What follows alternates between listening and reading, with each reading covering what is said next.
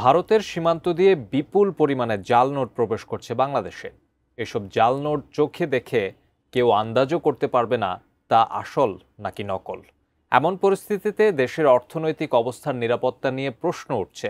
সাধারণ মানুষের মনে কৌতূহল তৈরি হয়েছে, ভারতের পথ পার হয়ে কিভাবে এই জাল নোট সাপ্লাই হচ্ছে বাংলাদেশে। বিস্তারিত জানাচ্ছেন সাদিয়া সিদ্দিকা।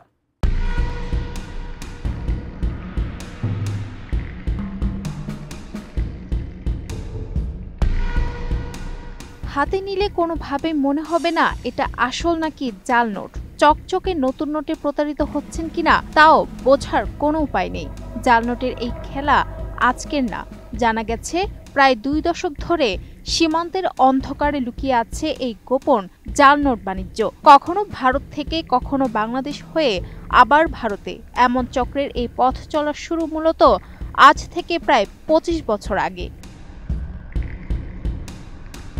আওয়ামী সরকারের পতনের পর দেশের রাজনৈতিক পরিস্থিতি দ্রুতই বদলাতে শুরু করে। অনেকেই হয়তো ভেবেছিলেন সরকার পতনের পরপরই জাল নোটের চক্র হয়তো শেষ হয়ে গেছে, কিন্তু বাস্তবে ঘটল উল্টোটা। সম্প্রতি সামাজিক মাধ্যমে বাংলাদেশের বাজারে প্রচুর পরিমাণ জাল নোট ছড়িয়ে পড়ার ব্যাপারে প্রচার আর অভিযোগ উত্থানের ঝড় নেমে আসে। জাল টাকার এই অভিনব বাণিজ্যটি উঠে আসে অনুসন্ধানী সাংবাদিক জুলকারনাইন সাইরের একটি ফেসবুক পোস্টে। সেখানে বলা হয়, প্রথম চালানে দেশে আনুমানিক 50,000 কোটি টাকা এবং আরও কিছু পরিবেশে আরও বড় মাপে মজুদ রয়েছে। এমনকি বিভিন্ন সামাজিক মাধ্যমে খোলামেলায় দেখা যায় এসব জাল নোট বিক্রির পোস্টও।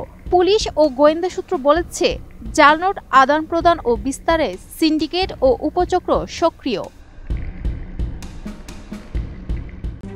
RICL TMX, যুগের পর যুগ স্থাপনা থাকে মজবুত। 15 অক্টোবর প্রকাশিত বাংলাদেশ ব্যাংকের প্রেস বিজ্ঞপ্তিতে সংক্ষিপ্তভাবে সতর্ক করা হয়েছে, জাল নোট তৈরি, বহন ও লেনদেন দেশি আইন অনুযায়ী গুরুতর অপরাধ এবং সর্বোচ্চ শাস্তিযোগ্য। ব্যাংক ও আইনশৃঙ্খলা বাহিনী এই পরিস্থিতি নিয়ন্ত্রণে নিয়মিত ও কার্যকর পদক্ষেপ গ্রহণ করছে বলে বিজ্ঞপ্তিতে উল্লেখ আছে।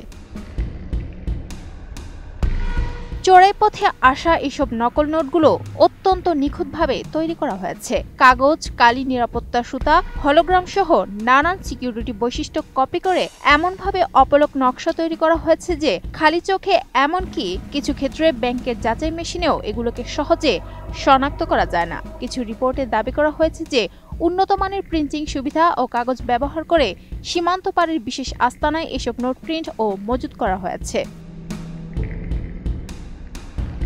জাল নোটের এই বিশাল বাণিজ্যের পেছনে কারণটা আপাতত জানা যাক।